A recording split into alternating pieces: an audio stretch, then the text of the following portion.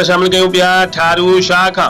ठारू शाह भरसा गोठ नवाज़ियो भानवासी 8 साला मासूम नींगर सां मुबैना तौर जिनसी ॾाढाई करण जो इंकशाफ। मासूम नींगर के संदसि वालिद जख्मी हालत में ठारू शाह थाने ते खणी आयो। पुलिस पारां मेडिकल लेटर ॾियण खां इनकार, एहतजाज इंसाफ़ जो मुतालबो। ठारू शाह भरसा गोठ नवाज़ियो भानवासी पोरतो गुलाम कादर भान 8 साला मासूम पुट शहबान भान के जख्मी हालत में ठारू शाह थाने ते खणी आयो। उन दाहींदे चयो त गुज़िरियल ॾींहुं पुट गोठ ॿाहिरां बकरियूं चारे रहियो हो त गोठ जे 2 ओबाश छोकरनि राजा भान ऐं सदाम भान पुट के वात ते हथ ॾेई केलनि जे बाग में गेले विया, जिते मासूम बचड़े के जिनसी हवस जो निशानो बणाए खेसि बेहोशीअ जी हालत में फिटो करे विया।